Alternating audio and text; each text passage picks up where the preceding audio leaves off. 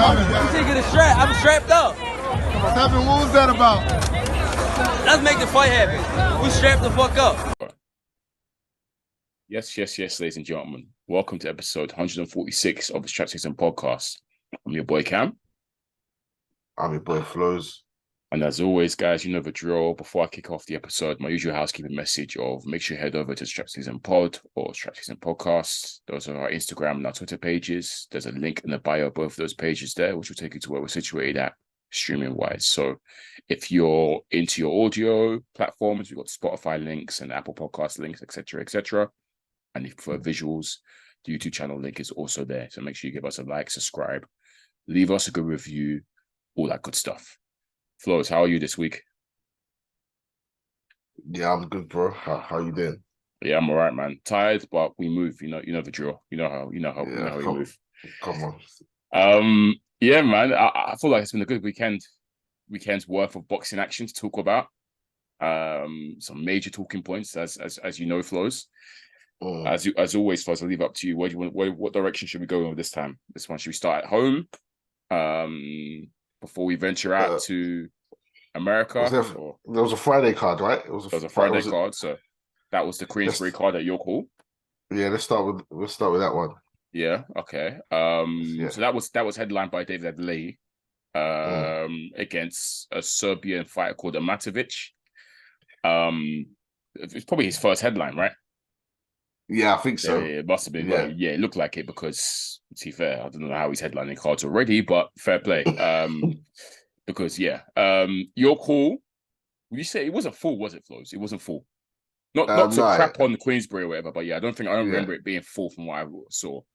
And your call's it's small, so the atmosphere is always kind of going to be there. Yeah, it did look sold out. Yeah. Who else? It's forgetting me. It's escaping me, Flowz. Who was on the card as well? I can't remember. I think I caught one of the on the. Yeah, so much boxing in between. No, Flowz. I caught one as well, but I just can't remember the names. I can't remember if it's worth mentioning at all. Yeah, I can't remember names. What was the chief support? I can't remember what the chief support was. I think that's where I tuned in from. Yikes. Yeah. Is what it is. All right, we'll focus on the main event then, which is Adeleye versus Ahmatovic. Flowz, am I right to say that you've recently become a big fan of David Adeleye or his persona?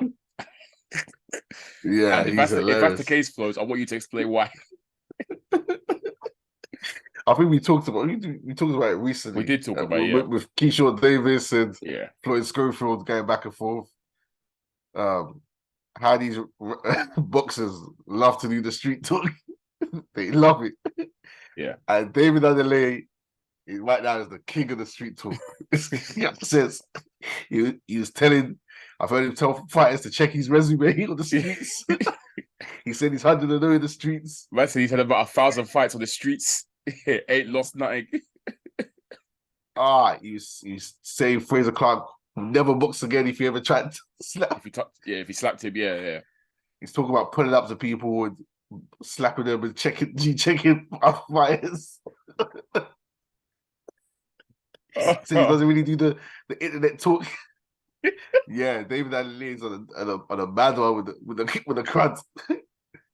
So right now, great person. I enjoy it. It makes for interesting content outside the ring. So he's been killing me with that chat.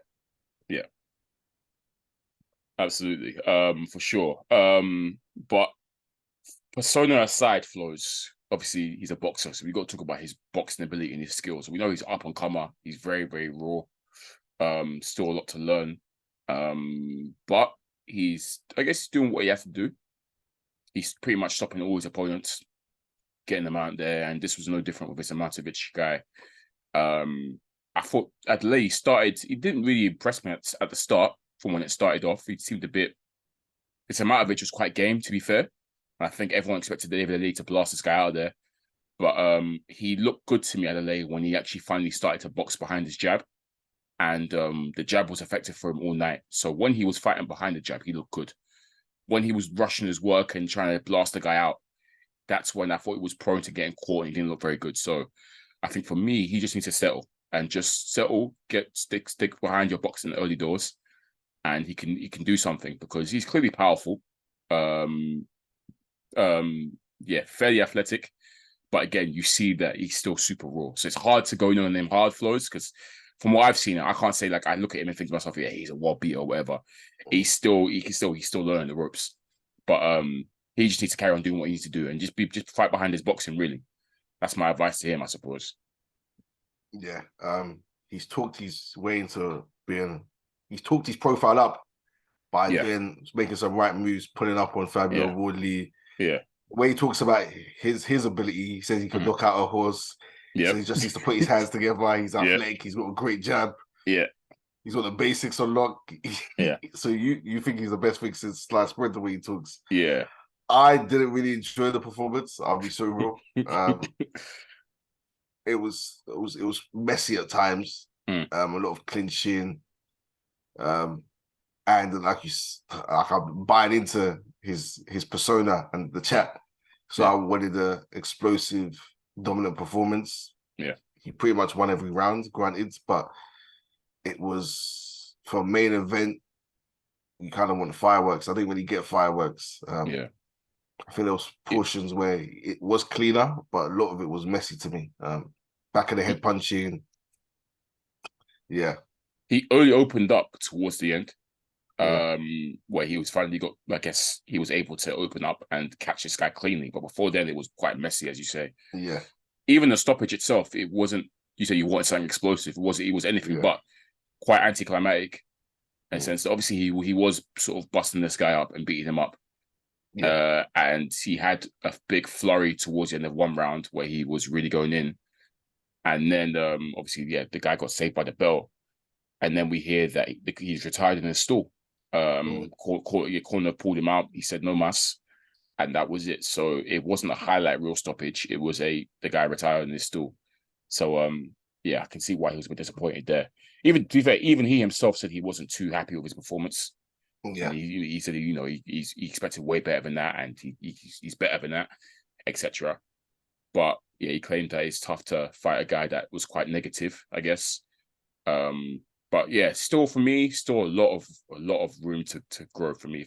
If I'm weighing him up against, he's talked himself into it. It's a trio now, isn't it? It's in him, Fraser Clark, and Fabio Wardley. I've seen this pop before. Dakars as well in the mix. Okay, I guess you can add him in there as well. If I say the quadruple, I've said before there was a trio. If I'm talking about the quadruple now. Yeah. I'm not really checking for them too tough. Like I don't really, like I don't really see championship pedigree. I don't see it right now. But I'm not being harsh in the sense that I understand that where they are, their position. I was gonna say they're all young. They're not all young. I mean, my man, Fraser Clark is damn near 40 or something. But they're not all young, but they're in the infancies of their boxing career. Yeah, all of them.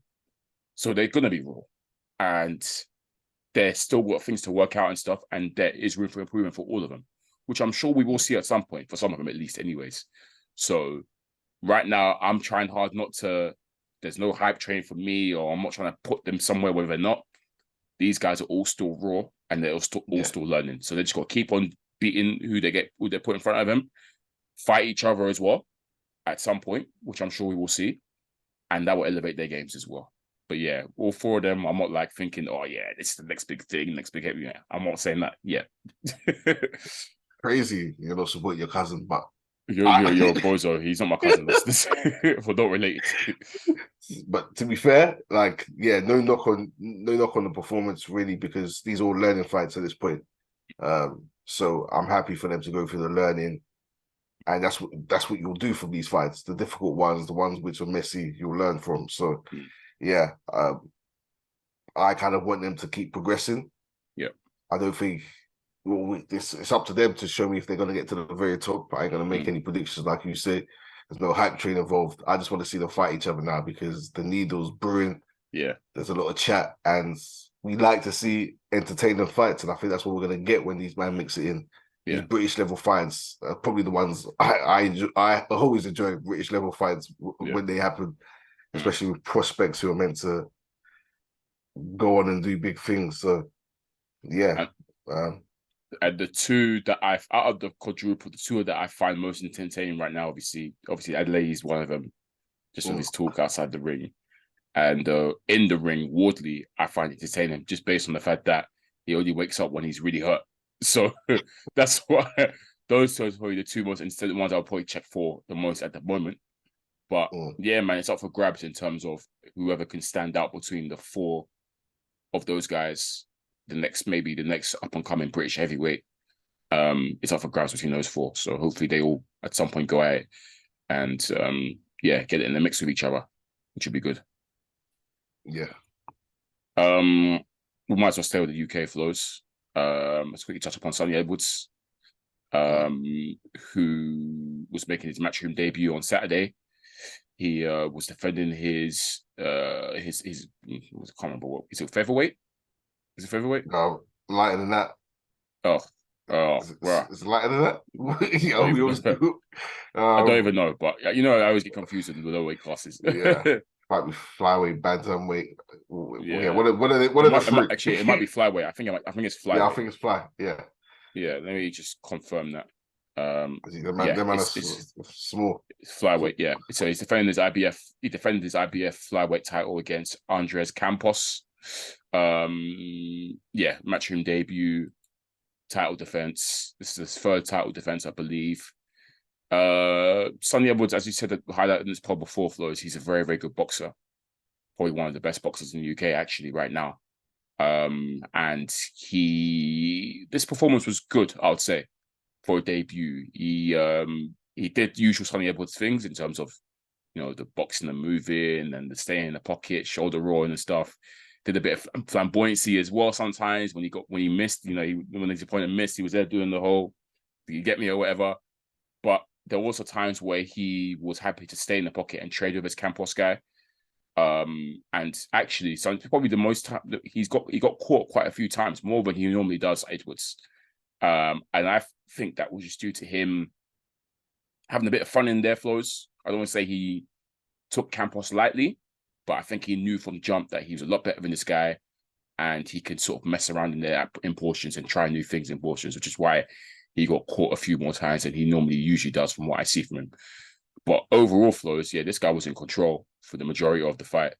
And I think he won bulk of the rounds. Maybe I might have given Campos about 3 or 4 rounds max. The rest of the rounds, all to Sonny. Yeah, man, Edwards is good, man. And I want to see him in these unification fights next. I think that's what he deserves. That's what he's been calling for. And that's what Eddie Hearn has claimed that he's going to deliver for him next up. So we'll see. But yeah, good, calm performance from Edwards, really. He was in control. He was never out of control. Yeah. Sonny Edwards is cold, man. Clean. Footwork's good. Pivots, angles. Can box on the back foot so comfortably. Yeah. So comfortably. And he showed he can stand there and fight on the inside, yeah. Because his timing and his accuracy is so good and his defense is solid. He's able to use the upper body movement, reflexes, pick angles, and when he fires his shots, he's efficient with them. So he lands more times than not, whether it's long distance, whether it's in close range as well. So yeah, it's a shame that it's just weights that people aren't really checking for, the flyweight divisions. But he's not knocking out people. I was literally going to say partly, and one of the reasons for that is the fact that he doesn't knock people out as well. Yeah, but in terms of boxing ability, it's talent-wise, you wouldn't even advise people to box the way he boxes because you got to be legit. Like you talk about Prince the Sea with them man there, that's the type of confidence he boxes with, and you've got to be called to do it. He's what Josh Kelly was trying to be. Yes, in terms of skill level. Like I accepted from Sonny because he showed me he can use the jab and box and move. So when he wants to showboat, there was a point where what's his name? Campos, his brother's name, was complaining, and Sonny Edwards just turned around, walked to the corner, and told him to come there. And Campos came and got pieced up by Sonny. Got pieced up in the corner. So yeah, Sonny Edwards cold. Good debut. I think he's trying to build his profile. So in the pre-build up, he tried to do a bit of villainy stuff. We've seen him be nice when he's doing is it punditry commentary. So I just think he's trying to raise his profile, but I think unifications will do that for him. Bam Rodriguez is the obvious one. I think that's the superstar fight for that division. That's the one Hearn says he's going to try and deliver. And being on the zone as well, it's the easy way. That's an amazing fight, to be honest. Even though Edwards isn't a draw at all, obviously Bam's a huge draw in well, I say huge, he's a big draw in America now. His name's out there. He stops people. He's exciting to watch. Edwards obviously will have to go over there to fight Bam, to unify. But that's a career fight for Edwards, to be honest. And that's what he's deserved based on what his resume right now, what he's been doing. He's defended a couple of times. It's time to unify now. And that's career money as well for him. I'm intrigued by that fight a lot because I think Bam is incredible. I really like Bam. We highlighted that on this pod. Bam is cold. So that is going to be a cold fight. 2 technicians. I look forward to that one if that does get made next, for sure. And I think there's another champ in that division, Martinez as well. He's also, I think he's also on the zone as well. So yeah, I think he is. So that's also another one as well they can make quite easily. So yeah, Bam or Martinez, I feel that should be next for him. If it's Bam, then that's great. Happy days. Good fight for boxing. But yeah, if not, Martinez is also another good fight too. Yeah. I think the path's laid out for him. So had his debut now, maybe Martinez next, then Bam. Yeah, I'm thinking maybe because Bam is probably the big fish for me. Bam is probably the stat for me. He's the standout in that division. It's him or Sonny. So maybe if he can get Martinez first and then Bam, happy days. But if it's Bam straight away, Herm was saying he can make Bam in 2 weeks. So don't know about that, but we'll see. If it's Bam straight away, then fair play. But yeah, I think it's time to unify now for Sonny. Because they said if he can't unify, he will look to move up. So yeah, it's a shame he doesn't have power, but hey, not everyone's best for power, isn't it? Yeah. But keep doing what you're doing, Sonny. We're fans on this pod. Funny guy as well outside the ring. Superb boxer. Doesn't get the flowers he deserves, but I'm sure he will one day. I think that was. That's not. That's it for the UK. I think for the UK based fights, right, Flowz? Let's not waste any time. Then we'll go straight to America. I don't know if we want to touch upon before we get to the big fish. There was another fight on Friday. I saw Broner won. I didn't watch it though. I didn't see any. I seen nothing to watch. I don't know if you want to touch about it first because you brought it up last time. But I heard AB won. To tell you what I read about it, I heard that he kind of labored to the win. Like it was quite clear he was a lot better than this guy he fought. Is it Hutchinson or Hutch? Apparently he was way better than Hutchinson. And but Hutchinson was spirited. Like clearly overmatched, clearly doesn't have the quality, but he was spirited in terms of he tried to, really, really put in effort. And AB apparently conditioning wise was a mess in terms of he could only throw a couple of combinations per round before he would just chill and sit because he was gassed out apparently, which is understandable based on his lifestyle and the fact that he hasn't been in the ring for ages.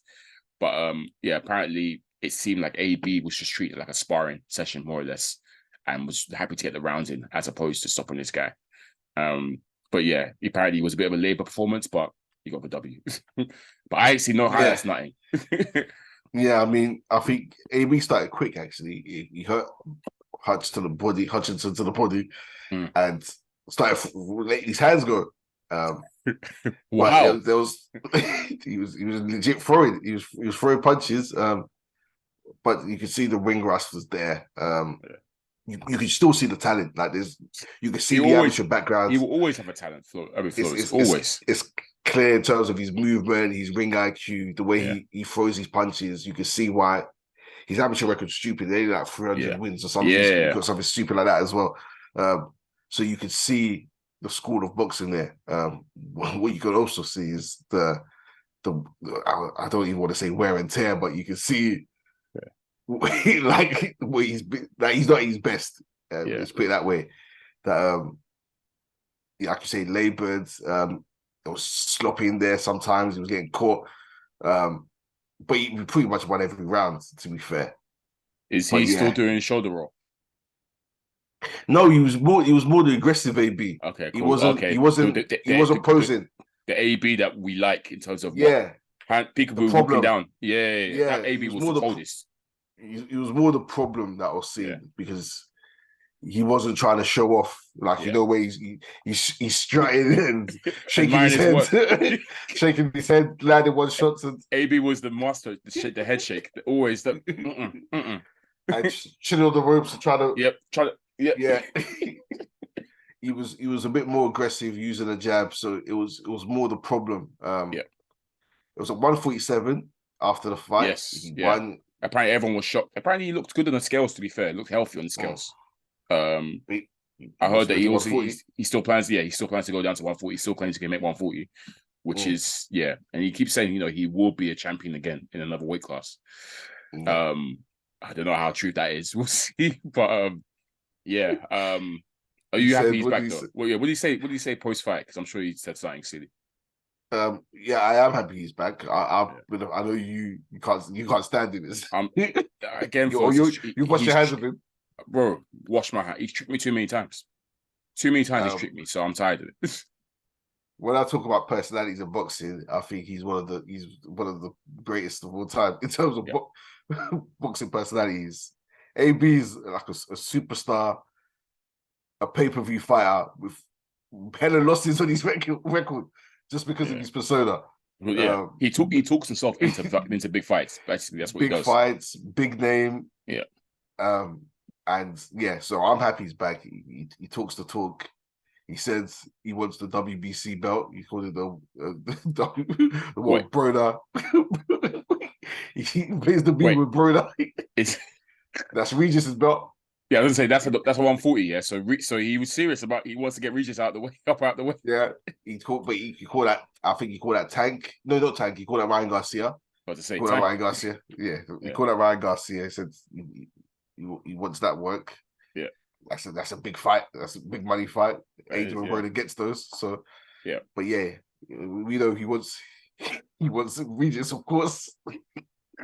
No, he doesn't. You say he wants Regis. What kills me every time is Regis basically airs this every single because Regis himself. Regis is quick to. Aimlock says his name. He's quick to jump on and be like, "Yeah, let's get it cracking." AB's the only one. He's just like, "Yeah, whatever, man." he tweeted after. He said, "Oh, why did Broner say my name? why did he say Ryan Garcia's name?" But Regis, I'll be real. Broner's been saying your name for time. Yeah, it's actually He's saying your name for time.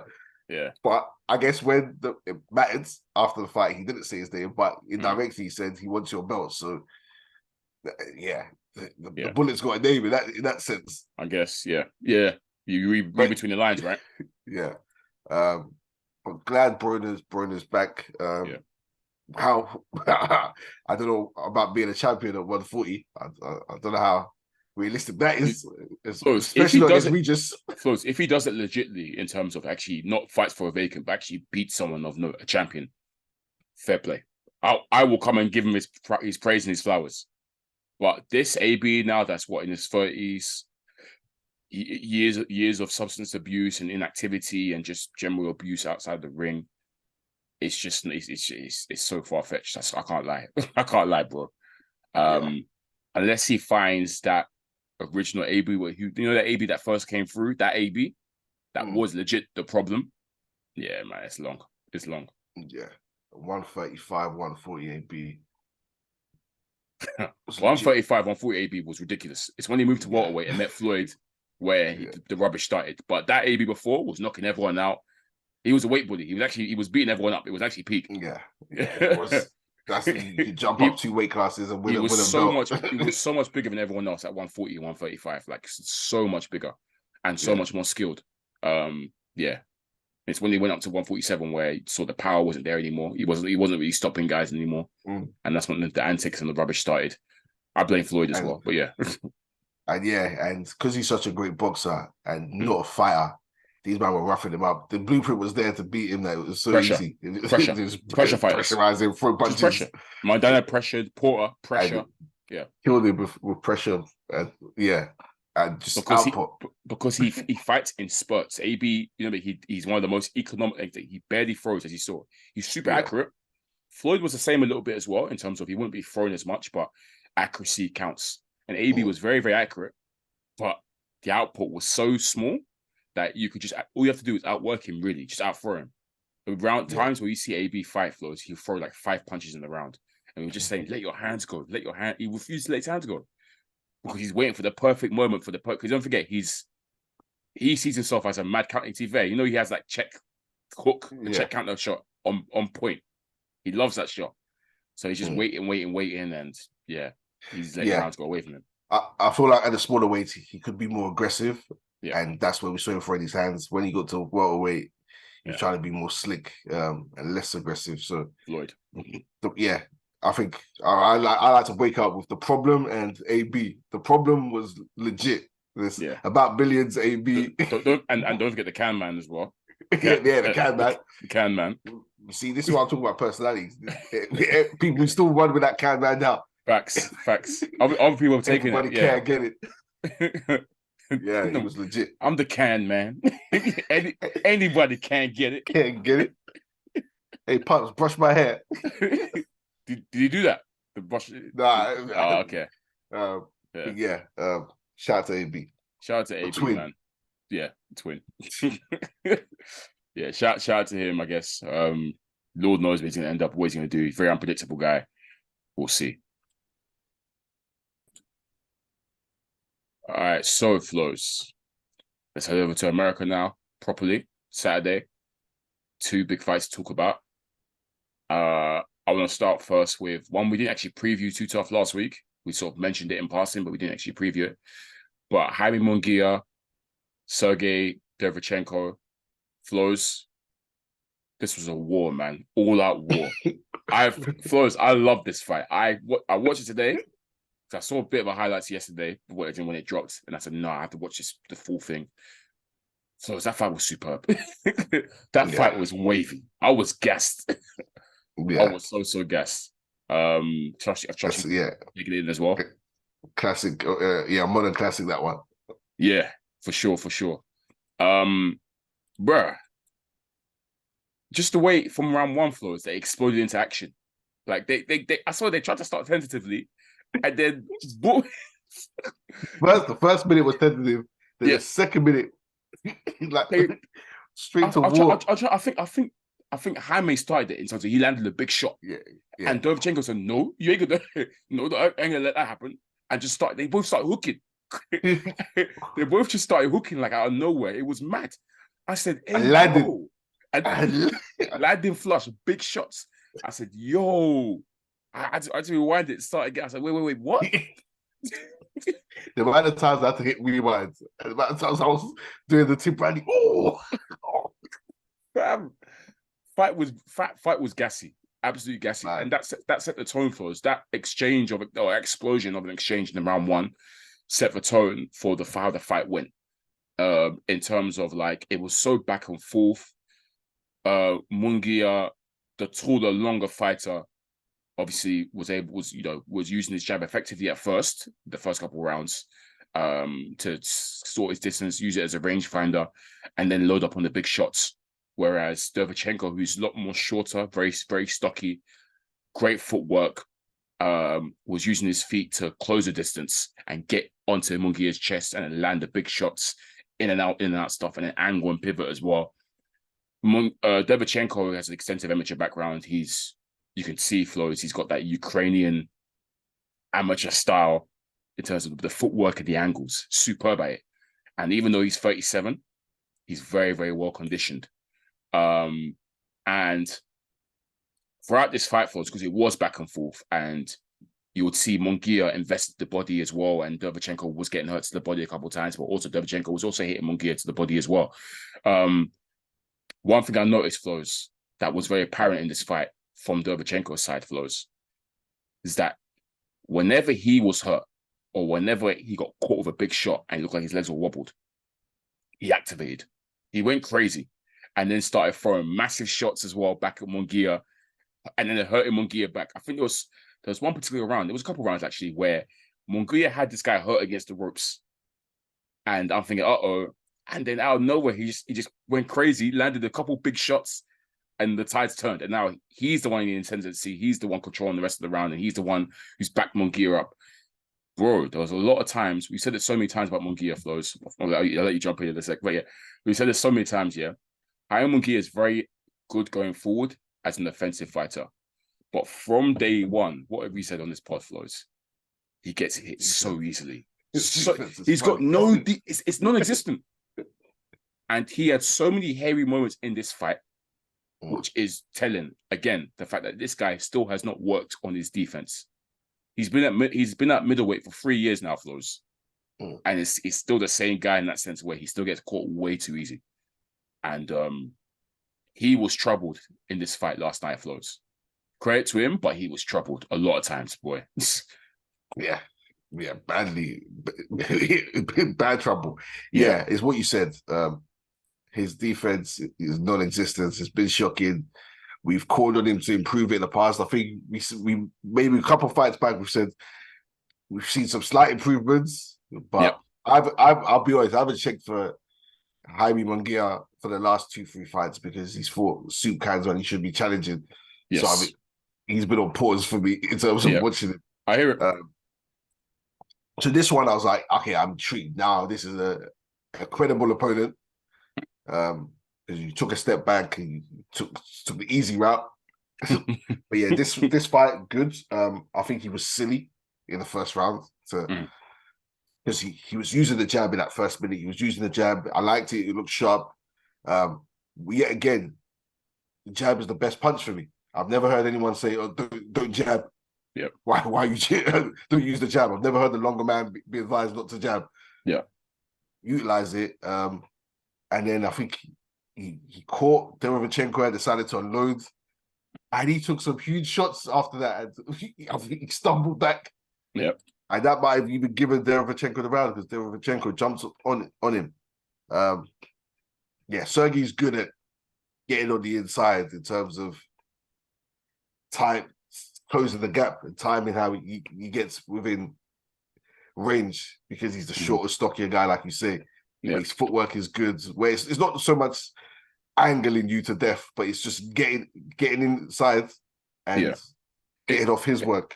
It's not as angle heavy as Loma or Usyk, but the angles are there still. But it's more of the in and out pivot kind of thing that he likes to do. Yeah, and at 37, he still had that, but you could also see the effect of age. Yes, towards the end, we'll get onto that. Yeah. But from round one, these two were cracking. Cracking, bro. Landing big shots, hurting each other.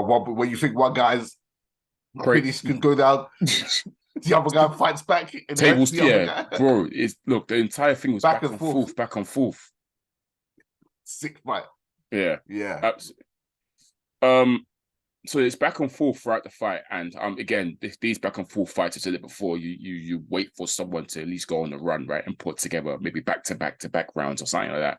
And this fight was just like I'll give one round to Munguia, the next round I'll give Derevyanchenko, next, and so on and so forth. Yeah. But I'm watching it thinking, okay, at 37, this is bloody impressive. But let's see now, second half of the fight, if Derevyanchenko can keep this up. And then to me, I'm looking at Munguia. Because you highlighted, he started off on the jab, but then he started to neglect it a little bit, Flowz. And it's like, bro, get back to being on the jab and boxing. What you're doing is you get hit at loads anyways, but the way you're fighting this fight, in terms of coming forward sort of without using the jab as a rangefinder, is letting this guy come in and close the distance on you. It's not going to serve you well. You've had a few hairy moments. There was a couple of rounds where Munguia, it looked like he might have been stopped in terms of like he was against the ropes, really hurt. I think it was one particular round where he wasn't throwing. It looked really, and he went back to the corner. He was struggling, like it was really, really bad. Exactly. And then the following round, I think he turned it around, but he came back to fighting on the jab and trying to just stay at range, because in close, this guy Derevyanchenko was a monster. so strong, just having his way.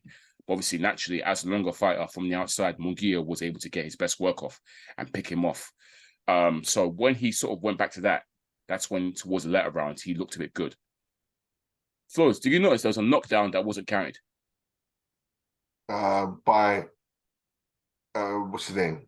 As in Munguia knocked out. Remember, his knee. I didn't think it was a knockdown. I thought his knee touched the canvas, but it was from a punch. My thing is, it was from a punch. Okay. Remember, the referee ruled it a slip, but I swear his knee touched the canvas, and it came from a punch. I watched it; it came from a punch. Is it the one where it wasn't counted? Derevyanchenko threw a punch, and he went down. He threw a punch and he went down. He went down, but there were several potential knockdowns. There was a couple potential knockdowns. I think I know the one you're talking about. There was one. Oscar De La Hoya stood up and was killed. And he was like, by the way, De La Hoya and were killing me throughout the fight. Because obviously, the way they kept getting up. B-Hop was this dude like, nah. The thing is, they were feeding off each other. If one stood up, the other one stood up. Fam, it was so funny. And obviously, I understand it because their man in Munguia was struggling in portions, like really struggling. So when he was hurt, they're getting up like, nah, hands up, blah blah. And then when Munguia had Derevyanchenko hurt, the way Oscar was like shadow boxing into the. They were killing me, man. I love to see it, man. I love to see. He still got the passion for it. It's so funny. But it was that to that one Flowz where De La Hoya stood up and he's gone like this, like it was that one. That to me, I thought should have been counted as a knockdown because it came from a punch. I think they both punched at the same. There's better times where these two just landed at the same time. Yeah, but it was a quick. Remember, he popped back up real quickly. It was really quick. But it looked like the punch made his knee buckle and touched the canvas real quick, real slight. But the referee ruled it a knockdown. I thought that could have been ruled a knockdown if you ask me. But you're right. There was many other potential knockdowns in this fight. I think most of them I was quite happy with in terms of the ref ruling as a slip because it got quite scrappy in the sense of when they were clinching, Munguia will push Derevyanchenko's head down, for example, and his legs will give way, or vice versa. So I was gonna say or vice versa. So it was a tough ruling fight, Flowz. It was that kind of fight, and I'm looking at the condition of these men, and okay, so if I jump to the 11th round now, Flowz, the 11th is gone. Because after the 10th, I had it 6-4 Derevyanchenko. 6-4 in rounds. I had him up 6-4. Now by the end of the after the 10th had gone, so after the 10th had gone, okay. So the 10th had just gone now. So okay, that's Derevyanchenko. 6-4 Derevyanchenko in rounds, right? And in round 11 now, we've seen something where I believe it was from the body where Munguia's he was invested to the body all night, but it's finally paid off where he's hurt Derevyanchenko to the body again. And Derevyanchenko is visibly hurt in terms of backing away, I think. Legs looking a bit shaky. The legs that had been so strong all fight suddenly look like they've gone from him. I think age is part of this as well. He's 37. So he's been through, he's been around. And that to me I gave that round to Munguia to make it 6-5 after the 11th round. Yeah. And so heading to the final round now, it's like for me, okay, look, Munguia's down. If he wins this round, as in regular 10-9 round, I give this fight a draw. If he knocks him out, obviously he wins. But if he scores a knockdown, that's a 10-8 round in favor of Munguia, which will give him the fight by a point on my scorecards. Yeah. So I've gone into the fight with Munguia being down, but the potential for him to potentially still steal it and win was there if he was able to knock out the guy or drop him. And I feel like he fed off from what he did in the 11th round. Derevyanchenko's legs still went back. He still wasn't back. He was still shattered. Legs hadn't recovered yet. Because in the 11th, remember, he could have got him out there. But remember, he started. Yeah. Remember, 11th, Derevyanchenko could have gone. And but yeah, 12th round now, he's gone to the body again. Monster body shot. Finally, Derevyanchenko's dropped. Legit knockdown. This was counted. Dropped him, and he was hurt for the rest of the round. Really. Obviously, crowd's gone crazy. Oscar's gone crazy. Like everyone's going like, go finish him off. He wasn't able to get him out of there. I think he smothered his own work a little bit. He was, to be fair, folks, he was shattered as well. He was knackered as well. But he got the telling knockdown for me, which to me swung the fight in his favor. And on my card, I gave it to him. So when it came to the final decision being made in terms of Munguia get the majority decision win, I was okay with it for me personally, because of that knockdown. I think solidified it for me. He needed that to win that fight. If it was a regular 10-9 round, it would have been a draw in my card. But yeah, I saw a lot of people, Flowz. We got our usual, robbery comments and stuff. Yeah. It was, a lot of people were still saying that they thought that Derevyanchenko, who, mind you, has been on the back of some bad judging cards in the US throughout his career, to be fair. He has been shafted a couple of times. A lot of people thought that he was done dirty again, and he actually won that fight. Flowz, you watched it. I'm intrigued to know, what were your, for you? I had it, as I said, razor close win for Munguia. Do you have anything different, or do you have it a draw, or what? I had it close. I think it was a close fight across the board. I going into the 12th round, I had Munguia up 6-5. Interesting. Okay, but I could have accepted it the other way, because there were swing rounds. Because like you say, when one had success, the other would fight back. So you're scoring things on clean and effective punching, and all night it was clean, effective punching. Yes. So I had it 6-5 going into for Munguia. So it was solidified for you nicely. But honestly, if it was 6-5 the other way to Derevyanchenko going into, I would have been calm. You need to draw. Honestly, but we can both say that we both felt that Munguia won that then, fair and square. On our cards, whether it was 6-5 or whatever, different cards we got at the same place. The same place we got to was Munguia W. Okay. Yeah, and the judges had it 14. Two of the judges had it 14, 114, 113. Yes, two judges had it same as me. And then one of the judges was wide though. One of them was one of them was confusing. Was it 116, 112? I think maybe. It might be, something or something a bit wider, anyways. But yeah. But even the commentary was saying, I don't know who dropped it. That dropped. Derevyanchenko has been robbed again. Yeah. Probably Mora. I don't know. I think it was Mora. Because I was gonna say that the zone team all had Munguia losing. I mean, Chris Manx's scorecard, I think, had Derevyanchenko winning. I think the rest of them were adamant that Derevyanchenko won that fight. I, for me, felt like the right man got it. It was, again, you see it again, Flowz. These razor close decisions, you can't scream robbery. It was, as you say, swing rounds. Every round was competitive. They both had their moments. We got to stop using the robbery word, man. It's annoying. Yeah. But I feel for Derevyanchenko because, yes, he has been on the back of some tough scorecards in the US, for sure. I do feel for him because he's probably thinking again. I would love for them to run it back. But at the same time, I think, like I said, Munguia's been in his division since 2020, and he still hasn't fought for a title. I need to see Jaime Munguia fight for a world title this year in the middleweight division. Like, it's been way too long now. What's he doing? What's he doing? Someone's ducking. Someone's ducking him. He's ducking. I don't care whether it's you, whether it's your promoter. Yeah. You've been mandated to fight 3 times. Yeah. It's 3 times. And you've got the easy route. Yeah. So, crazy. Once again, I think at this point, I feel like these because it's boxing people who's screaming robbery. It's broadcasters, it's boxers. We've seen, I actually want to address this. We've seen with the Haney-Lomachenko fight, fighters coming out and saying, actually, I've watched it back now and it's close. I had it a draw. I had Haney winning. So they're all busting you. So at this point, I think it might just be a marketing thing. At this point, just say, all right, robbery and get people just drama controversy so that they can, I hear that. Yeah, get views. You're screaming robbery when you know it's a close fight. It's crazy.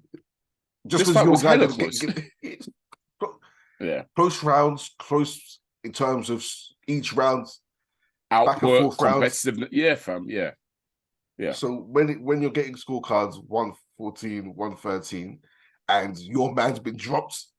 If he didn't get dropped, well, the funny thing is, Derevyanchenko's not even their man. Well, yeah. But yeah.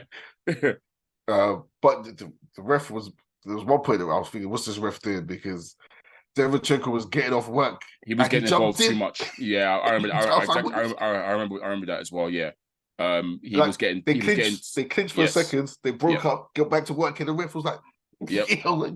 He was getting too involved sometimes for my liking the ref, but for the it didn't spoil the fight overall. It was the cracking fight, cracking. I was gassed so many times. I was also doing my Tim Bradley. I was like, wow, like fam, I was going crazy, fam. And obviously the crowd was hype as well. So you know that you feel off the crowd as well. And when you see Oscar and B-Hop going crazy as well, it gasses you a little bit still. I feel sorry for Derevyanchenko. It was an amazing performance again. We've said in this probably we're very familiar with Derevyanchenko and what he does. I mean, we saw him give Triple G hell, gave Daniel Jacobs a tough fight as well. He's a very, very good fighter. Extensive amateur background. He has been unfortunate with some judging. And it's a shame because he's a quality fighter, as we can see. At 30, he's 37 now. I hope he can still stick around for a bit because he can give anyone work. He can give, look, if you're not prepared for Derby, he will give you work. So hopefully he sticks around for a little bit. He wants to rematch. I'm not adverse to a rematch. I'm happy to see a rematch, but I want to see the rematch after I see Munguia maybe fight for a title first. It'd be great if Munguia can win a title, and then they can rematch maybe if he's still around. But I feel for him. It hurts. It hurts. Yeah. And just great fight. I'll happily see them run it back. It could go the opposite way next time round. But Jaime Munguia, that defense needs work, bro. Yeah, I was going to say to touch upon Munguia. So it's the same thing, right? We've been saying great going forward. Offensively, he's good. You can see he puts his punches together, combinations, aggressive. He hits hard enough. Lovely going forward, but like it's an issue. It really is an issue. I feel like a quality opponent, a champion. I mean, let's say that goes to Jamal Charlo. You know, an informed Jamal Charlo just picks it off. I feel like picks it off. Triple G. Okay, it's not the same Triple G these days, to be fair, but he's there to be hit, and it's dangerous, especially when someone who hits like Derevyanchenko isn't considered a monster puncher, but Triple G and Charlo are considered monster punchers. Imagine if they will catch him the way he was getting caught with Derevyanchenko. He needs to seriously work on the defense. I think he called out Canelo as well. He's done it a couple of times. Canelo's eating you alive, bro. Like, not with that defense. No way with that defense. No way. So he's still got to work on it. I don't know if he'll work on it, Flowz, because it's been so many fights now and it's still the same. Yeah, we'll see. Great fight though. We'll see. But cracking fight. I'll watch that again at some point this year for sure. Great fight. Fight of the year contender. 100%. We might have to revisit that one, end of year awards. So facts. All right, Flowz, we've made the listeners wait long enough. Josh Taylor, Teofimo Lopez. Let's break it down, Flowz. I'm gonna start by saying this, Flowz. Teofimo Lopez, welcome back to the big time. Glad to have you back. Flowz, does he still got it?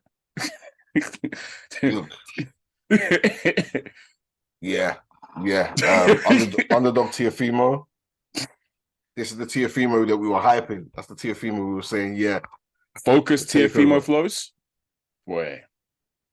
We're gonna talk some things, Flowz, because what I saw last night, superb performance from Teofimo Lopez. Superb performance. As you said, underdog in this one. Come off the back of two horrible performances. One with Campos, then Sandor Martin, where again he was questioning his validity in the sport and his place in the sport. Fam, to do that to not Food, by the way, to Josh Taylor, the guy who was, say, a year ago, was comfortably the best in the 140-pound division, the boogeyman, the kingpin. Flowz, how many rounds did you give Josh Taylor last night? I'm intrigued. 3, I think. I was gonna say it can't be no more than 4, at least. Can't be no more than 4. I think 3 I think it was 3 and then maybe 1. I think max 4. Max 4 is I can say that as well. It can't be no more than 4. Yeah. Is it fair to say that Teofimo box this guy's head off? It would be harsh to say box his head off. Box his head off. No, yeah, it was a boxing clinic. It was a clinic of some sort, right? Yeah, that's what. Yeah, it was a clinic of some. Yeah, I think that's fair to say because Josh Taylor was there. He was live. He wasn't. Yep. He was landing his work as well. Yeah. But what Teofimo was doing to him was outclassing him, outskilling him. I can't lie, Flowz. He was punking him sometimes. He was punking him. He was taking the piss, fam. And that's showed there was level. Josh Taylor, who we consider we consider Josh Taylor a great, elite boxer. We've said it before. Josh Taylor is a top tier boxer. He got punked in there, like just like Catterall punked him as well. But I thought this one stung more though to me. I don't know why. I think it stung more because Catterall wasn't doing that. Teofimo would be like doing the showboat and Catterall stepping. Yeah. Carroll wasn't doing that. Carroll was serious. Like, he was punking him, but seriously. Carroll was focused for a minute. Yes. Pure focus. Teofimo started taking the piss. So I'm saying he was punking him sometimes. And yes, listeners, I know we picked Josh Taylor to win, both of us. But we did say this. We said that if we get a focused Teofimo, this fight is live. This fight it's more open for discussion in terms of who wins. And we were right in that sense because Flowz, I thought I really enjoyed that fight. Competitive from both men. Josh Taylor, I thought, started aggressive as I knew he would. I thought he started well, actually, Taylor. But Teofimo Lopez, once he got into that rhythm and that groove, Flowz, we talk about how important rhythm is to boxers. Once he got into that rhythm, because it was apparent, Flowz, as you saw, the size difference was crazy. Josh Taylor looked massive compared to Teofimo. But one thing I noticed straight away, though, was the speed edge. Teofimo was so cool. As in Flowz, the hand speed, the footwork and hand speed was night and day. Like, Teofimo looked rapid. And even though Josh Taylor, to me, started well in that first round, and I thought I gave him the first round, there was one moment I thought, ooh. I think Teofimo whipped like a quick jab. And the speed of it caught Taylor. It snapped his head back a little bit. I said, yo, this kid's rapid compared to him. Like, really, really quick. He's still got that speed from 135. And to me, that was already a bit of a warning sign. I thought to myself, okay. And Taylor, I didn't like, even though I gave him the first round, Flowz, he was aggressive. What did I say to you, like, early doors? I said, Flowz, is it me or is this guy over-aroused right now? He seemed to me like he was too... I know it got personal between the two of them, and we know Josh Taylor, he takes things there, and he's a real Aggie sort of guy. And I'm there thinking, is he over-aroused? He seems to be overextending himself. He's jumping in, and he's, smothering his own work really quickly. Like, he needs to chill, take a step back, and just box this guy if he can. But to me, the moment got to him in terms of, like, him... Remember, he said he wanted to put Teofimo out on a stretcher. And I feel like that whole build-up got to him in that sense where he was over-aggressive, overextending himself. And Teofimo, who said that Josh Taylor's biggest strength is that he's a counter-puncher, he was the one that was doing the counter-punching to me. When Josh Taylor was trying to jump in and stuff, Teofimo will quick combinations, boom, boom, boom, and get out there and slip the defense, because obviously Josh Taylor's a lot slower, so he was making him miss a lot more. And then once Teofimo set into that rhythm, Flowz, I think from round 5 or 6, it was a wrap to me, Flowz. It was a wrap. Like, that's when he started to punk this guy and make him look silly. That's not to say it wasn't competitive. It was competitive throughout, Flowz, but you can see the better work, the combinations, the in and out stuff, the counter punching was coming from Teofimo. And to me, Flowz, it was a brilliant to watch. Amazing performance for me. I'm so happy this guy's back in this vein. Well, yeah. I don't know if he's back, but you know what I mean. Yeah. Josh Taylor, for me, his biggest attribute is that he's a dog. If that makes sense. He dogs his opponents. It might not be the cleanest work or the prettiest work, but he's relentlessly on top of you. Yeah. And he's got the boxing fundamentals down to a T. Yes. Typically, his footwork is sound. His jab is sound. He's all round. He's a sound boxer. But then it's the fight he has within him which takes it to the next level. He will outdog you. Yes. If you catch him, he's looking to answer straight away and then do you worse all the time. Yeah. And you remember where he went to touch gloves and they just threw a punch. He's also happy. He's also let's touch on that. He's very happy to be dirty if he has to be. Flowz. As in that's what I mean. Remember, he's a dog. Do you remember how he dropped Ramirez? Yeah, it was in the clinch. They were clinching up, and then quick before they broke, as they got told to break, quick uppercut. That's his MO. Yeah, he's a dog. Call it dirty, whatever. And I thought he just brought the dog in this fight.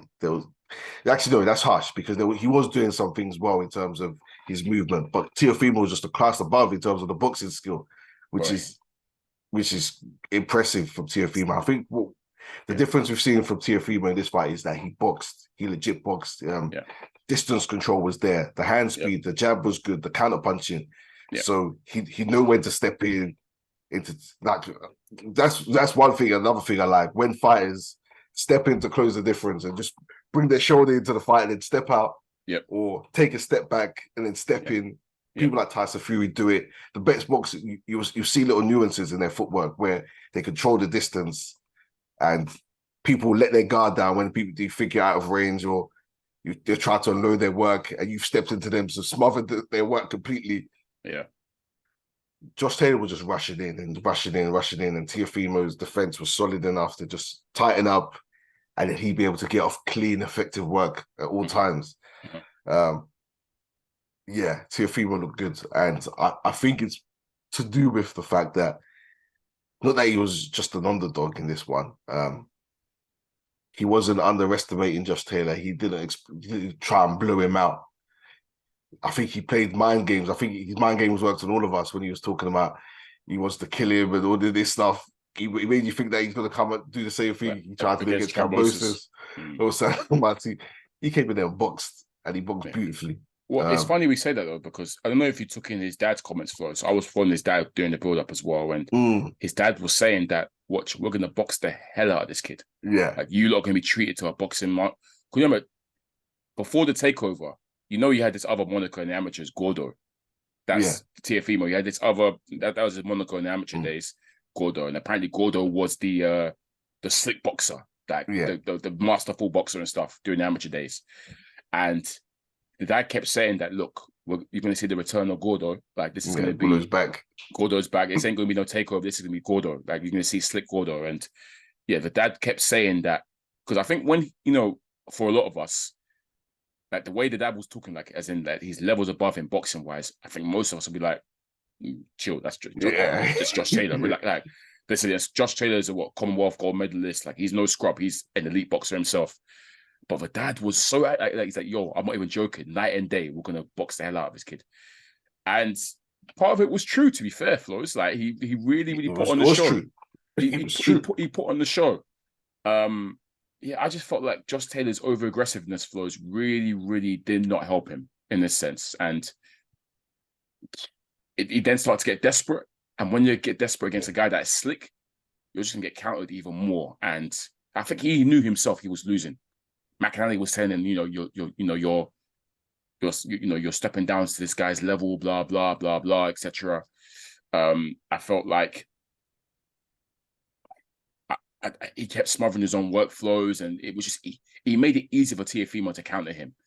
That being said, obviously he still caught Teofimo. He landed some great shots, by the way, Josh Taylor, and they both landed big shots on each other. But it was just the more frequent work was coming from Teofimo in terms of the landing the good stuff. Teofimo threw a lot more and landed more than Taylor. And that's saying a lot because Taylor usually outworked his opponents. If you remember against Regis and JCR, Taylor was the one that was leading the punch stats and he was the one outworking the guys. But the fact that he was struggling to even get his own work off and throw as much as he would liked, I think it's testament to how good Teofimo was last night, Flowz. Testament to how good he was. Another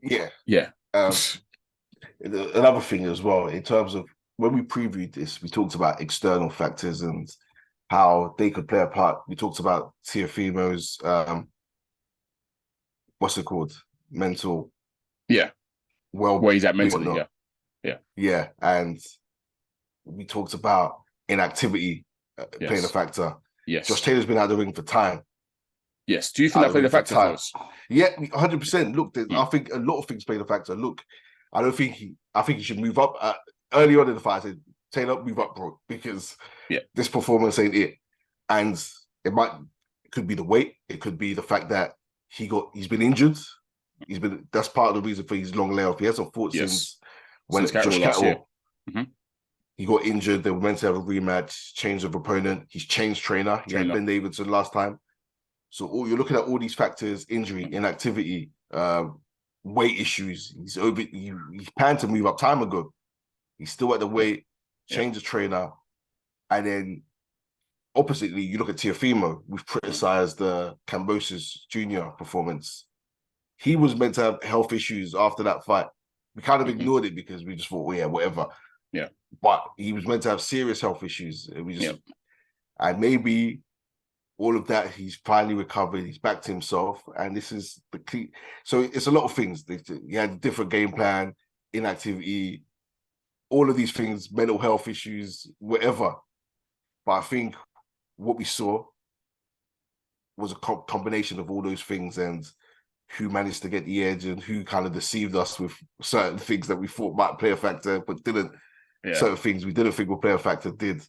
But that's... I also think, Flowz, with Teofimo, and it's going to annoy me as well because I feel like this is going to be him throughout his entire career. Yeah. He's the type of fighter that can only get up for certain fights. The Lomachenko, we said, was a masterful performance for him to win that fight the way he did. And we could see he was up for that before. Because don't forget, before the Lomachenko fight, wasn't it Nakatani where he struggled? You're on mute, by the way, Flowz. It was Kome, no? Or was it Kome? I swear there was a fight before the Lomachenko fight where he didn't look... Wait, I'll check now. I think he knocked out Kome and was straight... I swear it was... Wait, no. There was a Japanese guy. Was it Nakatani? Yeah, it was Nakatani before Kome. So Nakatani, Kome then. Yes, you're right. So Nakatani, he struggled badly. And then Kome, he stopped in 2 rounds. Okay, fair. And then Lomachenko, he did that performance. And I think was he underdog against Kome? I don't know. I don't know. Maybe, probably not. I feel like at that point there was a lot of hype around him anyways. That was the time where I was like, now show me you're the real deal against Kome. I feel like he needs to be up for the fight, essentially, Flowz, for him to really for us to get the best out of him. Like you said, when he's focused, when he rates the opponent, he knows it's a serious opponent, we're going to get the best Teofimo. And if it's an opponent he doesn't necessarily rate or he looks past, aka Sandor Martin or George Campos's, we're going to get what we got on that night, to be honest, Flowz. I think that's what I think we're going to be with Teofimo. I think that's what we're going to be like. But based on this focused performance, Flowz, I want to get into where does this leave Teofimo? The landscape's changed a little bit now, Flowz, in terms of him being back and the 140-pound division /135, etc. So I want to touch upon that next. So the overall landscape, Flowz, and where this leaves us. I'm of the opinion, Flowz, that when I'm looking at 135, 140, since we're merging them these days, the Teofimo that we saw last night, Flowz, or let me say a focused Teofimo, underdog Teofimo, as you would say, honestly, Flowz, poses a huge threat to everybody. I'm saying it as in the Devin Haney's, the tanks, the Regis Progress, as in like that a focused Teofimo, no kid, Flowz. I think a focused Teofimo poses a threat to everyone, man. Honestly, he look, to me, he's that good when he's on it, because he has the beautiful combination of the ring IQ, the boxing ability when he wants to. We can't forget, Flowz, this kid has explosive power as well. Yeah. That Kome knockout, for example, mad explosive. Like he can be like he stopped Lomachenko in his tracks with his power. Like he's got explosive power as well. He's good, man. He's just obviously, the issues are mentally, whether he cares or not, or whether he's focused, etc. But he's a threat when he's on his A game. He's a serious threat.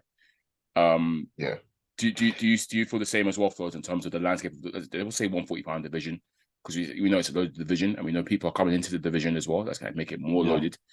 But do you think Teofimo, like that performance like that, and when he's focused, he's a hard night for everyone? Yeah, look, he was meant to beat Campos Jr. Let's put it this.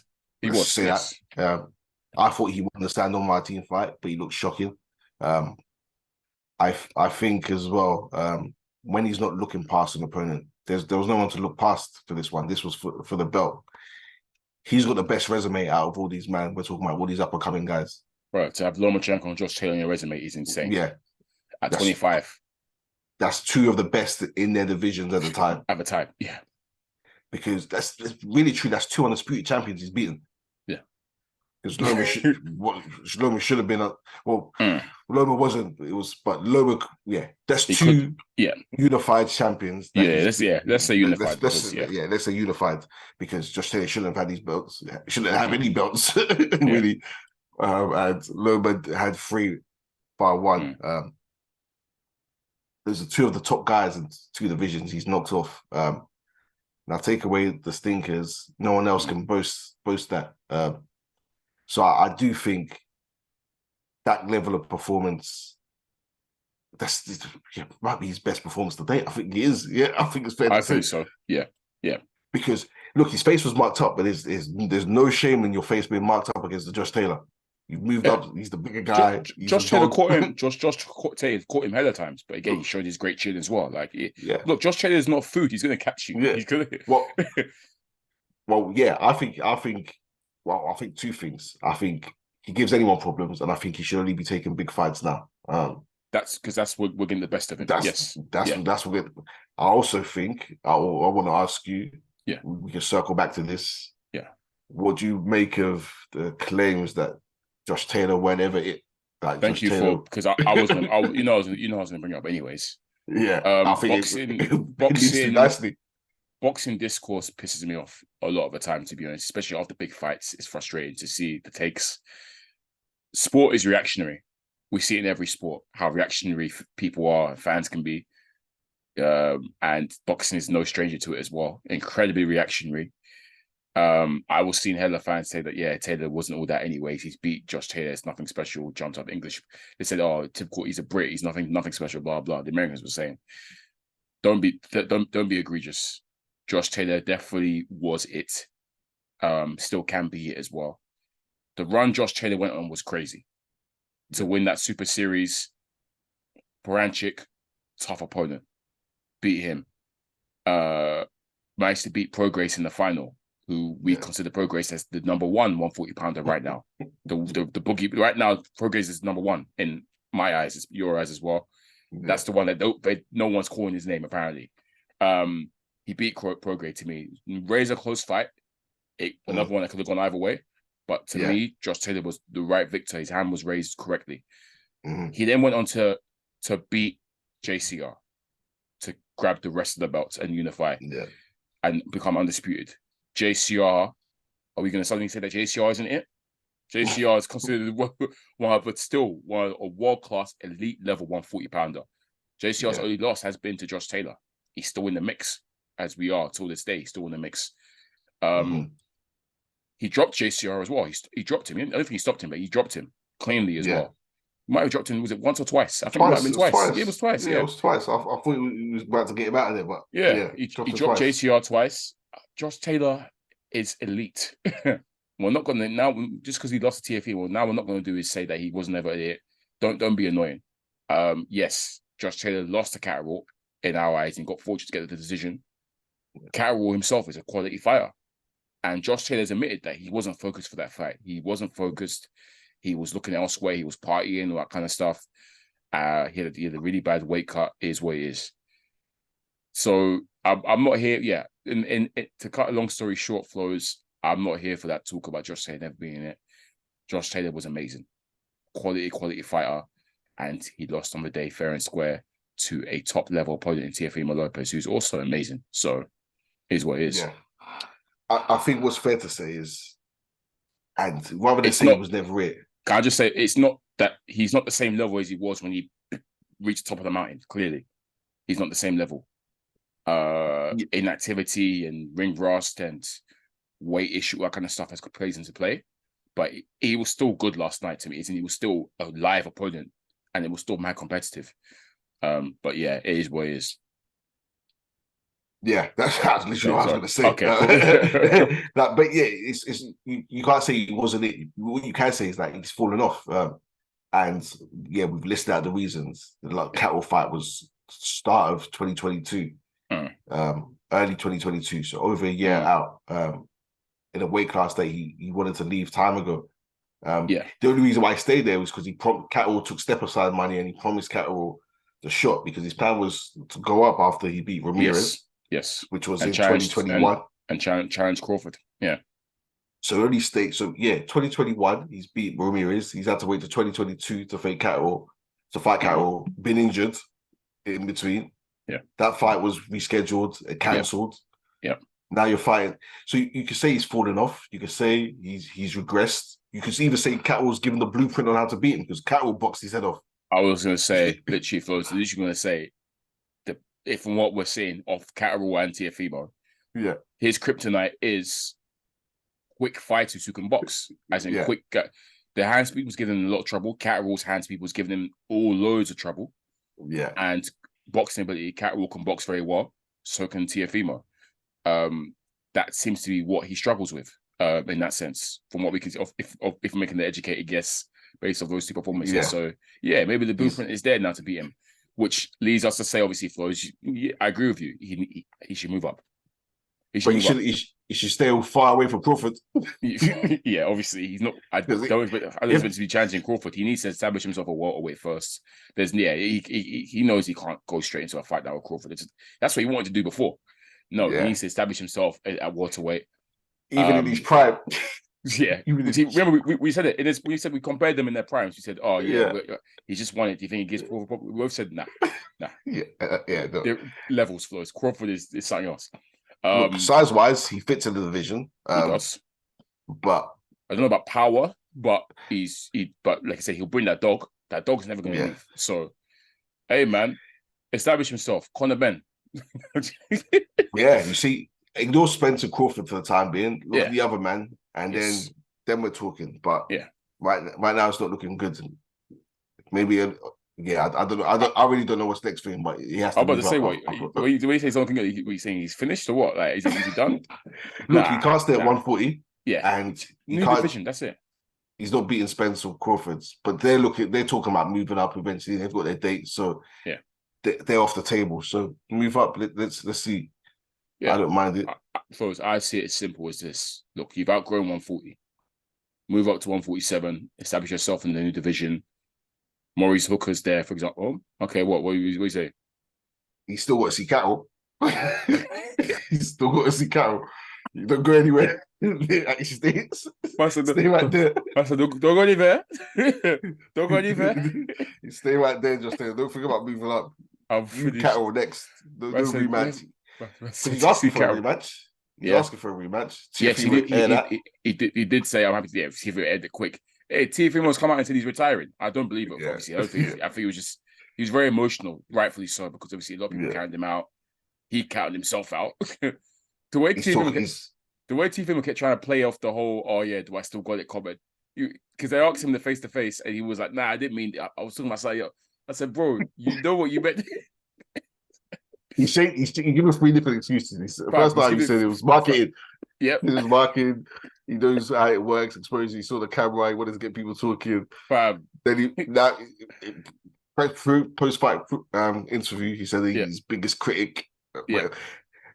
Regardless, look, to be fair, with the whole retirement talk, he's talks about his next battle is his court case with his kids. So he's got a lot going on. Yeah. So the retirement shit, I'm gonna ignore everything he's saying, but I would like to see him back out. If a rematch happens, calm. I'm more interested in a rematch. Look, Tiff, you're back. I want to say you're back, but we can see that the world saw what we saw. The ability, the boxing ability, and the persona. He's a character. We like having him around. He is a character. So look, we already know what we want to see him fight. The pro graces, the JCR called him out afterwards and he wants to fight him. JCR said, yeah, he wants to fight Teofimo, then he'll decide to fight Prograis afterwards. I said, there's duck. This guy, yeah. But anyways, yeah, JCR called him out. Ryan Garcia, Ryan Garcia's there. I don't know if you watched it first. I sent you, but obviously Bill Haney and Teofimo Senior had a little back and forth again. Teofimo Senior said straight away, "We want you next." He came to Bill was like, "Oh, well, you know what to do. Send me an offer." They're two of the funniest. They're back and forth with the guy for time, so we need that one. I need Haney Teofimo. I actually need that. Even though Haney's not even at 140 yet, that one's got me the most excited. Yeah. Look, yeah. Like we say, Teofimo is fully back in the mix. At one point, we had him top of their man because of what he pulled off Derevyanchenko. Facts. And the skill he was showing us. So he's put himself right back with this scalp. This is, like I say, the biggest scalp yet. Yeah. So I need it. Haney, Teofimo. Yeah, we've got the big Ryan Garcia out. But I don't care about Ryan Garcia. For me, I just want to see him versus Haney at some point. Shakur, Tank. Him versus Tank and Shakur, because those are the guys. Remember, we originally put them all. Those guys when they're at 135. That's what we said, the original. But also him versus Prograis as well does intrigue me too. Because Prograis to me is the best at 140. And Prograis is a different kind of animal as well. So that for me, I think from a presser perspective as well, because they both talk. Prograis is not shy. Teofimo is not shy. I feel like that could also be a lovely one. But yeah, I'm not so interested in seeing Josh Taylor at 140, bro. Apart from if it's the Catwall rematch, cool. But apart from that, go to 147, bro. You move up, bro. stay there, face Catwall, then go. And you know what I sent you, Flowz, about someone saying, "Oh yeah, now people are realizing that George Campos is world class." Oh my gosh! I said this one's gonna piss off at Flowz. Yeah, people are funny. So Campos is world class, but Josh Taylor's opponent, stop it. Campos had a fight of his life against an unfocused Teofimo and supposedly unhealthy Teofimo. Campos ain't a scrub. He's not whack. I always want to say that because the way you talk about him, like he's not a scrub. Campos is good. When I saw him, I was very impressed. I just know there's levels to this. The same with don't try to do what you're doing with him with Isak Cruz and elevate. Look, at least he won. Campos, shout out to him, props. He's good. Yeah, but there's a different level with this man, and he's not there. Yeah, I'll be real. Facts. Not there. Facts. All right, man. I'm happy Teofimo's back, man. He's a character to take over. Don't forget, folks, he's the one that started all this. The young bucks coming up to take out, to take over. He was the one that started it. With him defeating Lomachenko, changed the landscape completely at 135. And 140, this is a massive win for him as well. Best resume out of all of them as well, compared to the Haneys, the Tanks, the Garcias. Easily the best resume. No fault of Haney's, though. No, Haney's been calling. Haney's wanted it with all of them, but no one's giving them a shot. Yeah, we know. The thing is, I thought they should look to fight Haney because I rate Haney a lot, but he's not unbeatable. But the only one that's really called out Haney, we know is Shakur. Shakur's on his ass, boy. Shakur is on that boy. He wants that badly. Shout out to Teofimo Lopez, man. Great win. Josh Taylor move up. Hopefully, just my one thing to Teofimo, just try and stay focused, please. So if you stay focused, the world's your oyster. If you start messing around again, we saw what happened against Campos and what's his name? Martin. Speaking of which, get him in the mix again, man. He's cold. I want to see more of Martin, man. Man. Yeah. Like, he's a tough night for anyone. Like, let's see more of Martin, man. He's cold, man. How did Rory get a title? Anyway, that's a different topic. I'm so confused. How could I forget that Rory's a champion still? Rory's there as well, man. The hell is Rory a champion? Look, Al Heyman made a deal with the devil or something, man, because I don't know how Rory managed to get a title shot. It's hilarious. Someone go get it off him, man. Andy struggled as well, which makes it even more hilarious. But yeah, anyways, man struggled against a 40-year-old. But yeah, man. Let's quickly touch upon Flowz before we round up. There's a couple of fights just to mention for this upcoming week. Seeing as we're talking about 140-pounders, we've mentioned his name a bunch of times already. Regis Prograis, who we believe is the best at 140-pound at the moment, the boogeyman. He is making his matchroom debut because he's son of Eddie Hearn. Matchroom debut against Danielito Zorrilla. I think that's over in New Orleans, which is where Prograis is from. So nice little homecoming fight for him. This guy, he's fighting, he's lost once, 13 KOs in 17 fights. So yeah, just a simple keep busy, defend his title, announce himself to the matchroom, the zone people. He's probably going to look for a big statement win, especially off the back of Teofimo winning. And I'm sure we know Regis, who doesn't hold his tongue, he's probably going to call out someone, for probably Teofimo or someone for some unifications. Teofimo, Tank. He's called them all out before, to be fair. He claims no one says his name. So, yeah. I'm looking forward to seeing what Regis has to say off the back of Teofimo winning that fight. He gave Teofimo his props on Twitter, to be fair. He's a good guy, Regis. I like him a lot. Good personality. Very, very good boxer. Bit of a monster as well. Hits very hard. Pressures. Can box well as well. Remember, we had a guest on here, Hayden, who was a big fan of him. I think knows him personally, I think. Look forward to seeing Regis' response to that. But he should come away with this one quite easily. Ramla Ali's on that card, actually, funnily enough. I'm just seeing. Shout out to Ramla. Adam Azim is fighting as well, Flowz.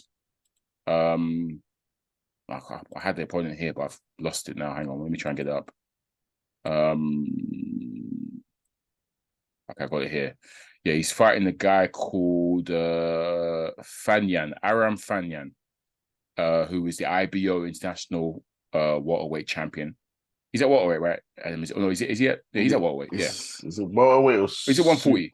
Well, he's 140. He's at 140. He's at 140. Okay. Yeah, okay, he's at 140. Yeah. So he's fighting the IBO International 140 champion in Aram Fanyam, who, that's at York Hall.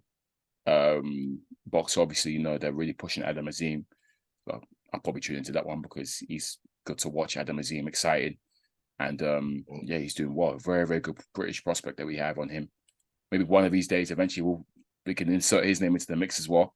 Way too early for him now, but in the future, hopefully he'll be there as well.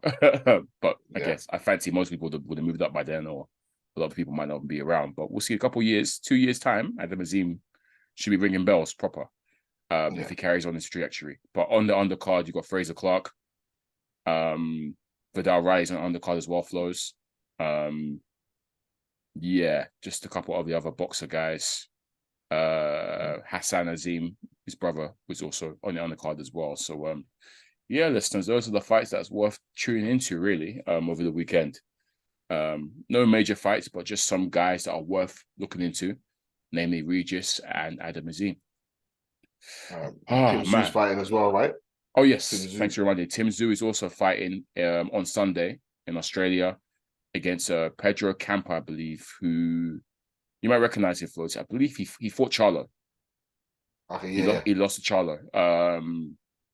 This is for the interim, he's defending his interim WBO belt, Tim Zoo. I guess it's a keep busy fight until whenever we see Jamel in action again. Lord knows when it happens, because obviously Jamel had the injury. We don't actually know when he's coming back. Hopefully soon, right? But yeah, Tim Zoo he deserves that shot against Charlo, which I'm sure he'll get at some point. But yeah, good to see him in action, because he impressed against Harrison, didn't he, Flowz? Impressive W for him. So Sure. Cool. But Flowz, I think we can leave it there. It's been a long one. Some great fights that we talked about. Oh man, those two fights, as in the Josh Taylor fight and also the Jaime Munguia fight, man, Gaspi, man, two quality fights to sign off the weekend. It's been a good weekend of boxing still, Flowz. But for sure. This is, it's been episode 146 of the SZN podcast. Once again, I've been your boy Cam. I'm your boy Flowz. And as always, guys, keep supporting, run out the streams, all that good stuff.